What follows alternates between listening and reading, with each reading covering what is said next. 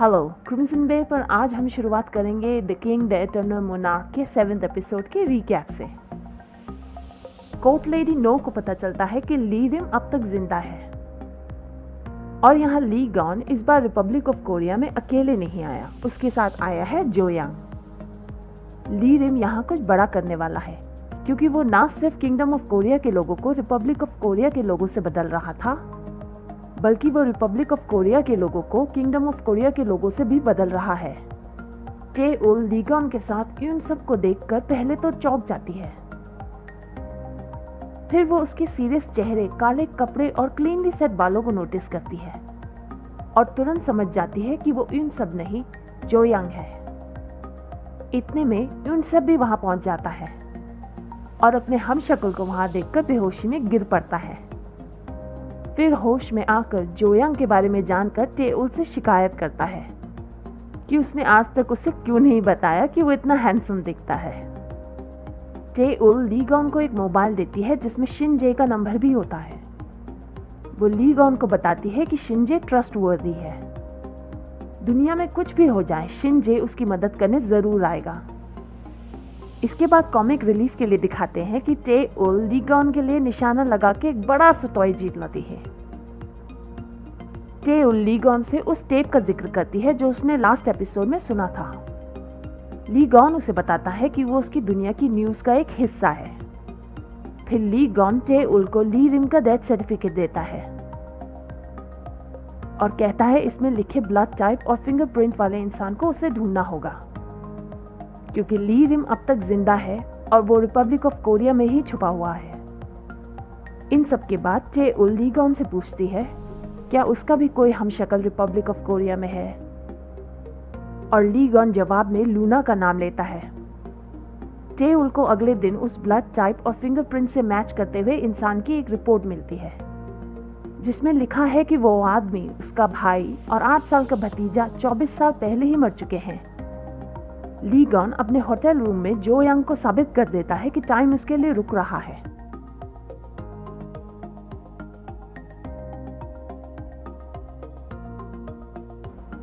इस एपिसोड का अंत होता है प्राइम मिनिस्टर गू से रंग और लूना की मुलाकात पर। एपिसोड 8 में ली रिम को एक किताब से चे-उल का आई कार्ड मिलता है। जब उसे लूना के बारे में पता चलता है तो वो कहता है कि वो उससे मिलना चाहता है। प्राइम मिनिस्टर गू से रंग को लूना से बात करके पता चल जाता है कि वो चे-उल नहीं है, जिसके सीधे बात दिखाते हैं कि लूना एक आदमी को बुरी तरह से पीट रही है। इसके बाद उसका सॉफ्टवेयर साइड भी दिखाया जाता है। इसमें वो एक बुक शॉप के बाहर बैठे बच्चे को अपना जैकेट दे देती है, मगर इस बच्चे के पास एक चाबी है जो उसने लूना के लिए अपने पास अपने गले में संभाल कर रखी हुई थी। ली गॉन एक रेस्टोरेंट के बाहर खाना खाने पहुंचता है, मगर उससे कुछ गुंडे घेर लेते हैं। फिर अपने राजा की मदद करने जो यांग लड़ाई में कूद पड़ता है। जब पुलिस वहां पहुंचती है तो जो यांग उन सब की एक्टिंग करके ली गॉन को पूरी तरह चौंका देता है।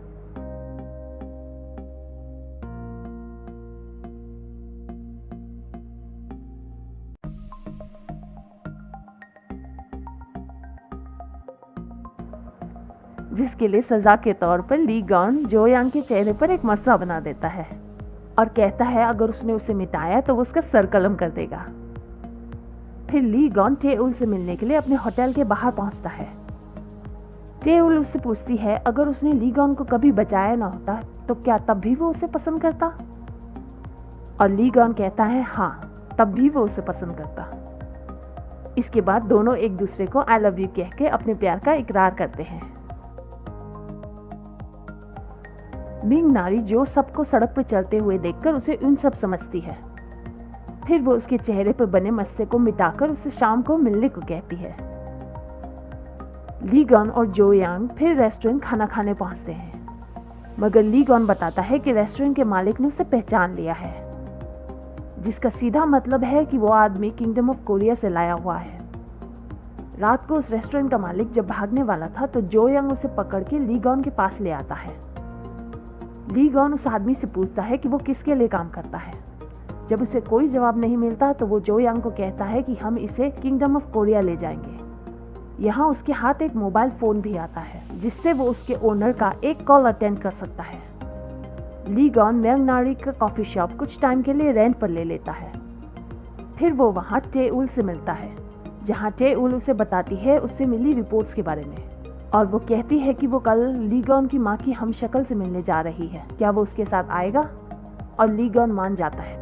यहाँ वो माँ ली जी ह्यून यानी लीगॉन के हमशक्ल के मेमोरियल के आगे खड़े एक लड़के को देखती है। जब वो उसका पीछा करती है तो शिनजे पुलिस स्टेशन के अंदर चला जाता है। वो कहती है आज उसका बेटा जिंदा होता तो इसी उम्र का होता, और फिर उसकी कलाई पर कटने के कई निशान दिखते हैं, जिसका मतलब उसने मरने की कई बार कोशिश की है, और वो मानती है ली रिम उसे हर बार जिंदा कर देता है। प्राइम मिनिस्टर गू से रंग को फिर एक न्यूज़पेपर मिलता है। इस बार जब वो उसे खोल के देखती है तो अपनी हमशक्ल को उसके अंदर पाकर चीख उठती है। शिनजे इन सब के फोन में इन सब और लीगॉन की फोटो देखकर उससे कई सवाल करता है।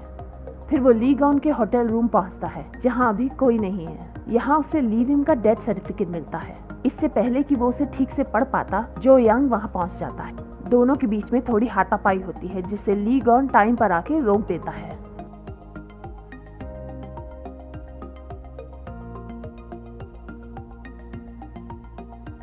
वो शिनजे को एक बार फिर सब कुछ बताता है, और फ्लैशबैक में शिनजे को वो टाइम याद आता है जब उसने बचपन में छोटे लीगॉन को रोते हुए देखा था।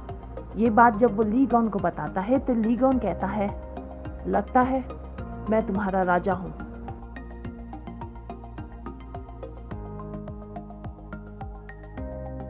बस यही खत्म होता है आज का हमारा रिकैप। रेटिंग्स है 8 आउट ऑफ 10।